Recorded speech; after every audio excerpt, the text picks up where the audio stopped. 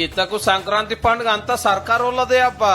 స్కీముల మీద స్కీములు చాలా అవుతున్నాయి. మళ్ళా ఫస్ట్ది రైతు భరోసా యొక్క విధి విధానాలని ప్రకటించి రేపు సంక్రాంతి పండుగ నుంచి రైతు భరోసా ఇవ్వాలనేది ప్రభుత్వం యొక్క ఆలోచన. అధ్యక్ష, ఆల్రెడీ అసెంబ్లీలో కూడా చర్చ నడిచింది. అన్ని పార్టీల సలహాలు కూడా అడిగినరు.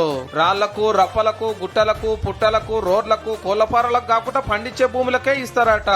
అది కూడా ఎకరానికి 7.5 మొత్తం ఎన్ని ఎకరాలు, ఎంత పైక మక్కర పడుతుందనే లెక్కలు తీస్తున్నారు. ఇక రెండోది కొత్త రేషన్ కార్డులు. సంక్రాంతి తర్వాత ఈ process of issue of ration cards we will begin. ఏందక్కువ 10 లక్షల కొత్త కోపిన్ కార్డులు ఇచ్చే కార్యము ఏళ్ళకెళ్ళి ఏటింగ్ చేస్తున్నారు. మళ్ళా పెళ్లిలై పిల్లలు బడికి పోతున్నా ఏరువాడి ఎన్నో ఏండ్లైనా కారట్లు లేనోళ్లకు ఇప్పుడు వస్తాయి. ఇక అంతేకాదు సంక్రాంతికి వెళ్లే సన్న బియ్యము, దొడ్డు బియ్యం ఎవ్వరు తింటలేరు, బయట అమ్ముకుంటున్నారని గవర్నమెంట్ గుర్తుపట్టి ఇక సన్నయ్య ఇయ్యాలని డిసైడ్ చేసింది. ఇక ఇంకొకటి సంక్రాంతి పండుగ నుంచి కూడా నిరుపేదలు ఎవరైనా ఉంటే వాళ్ళకు కూడా ఇల్లు లేనటువంటి వాళ్ళకి ఇల్లు ఇవ్వాలని గదన్నట్టు సంక్రాంతికి వెళ్లే ఇందిరమ్మ ఇండ్లు. Download ShareChat.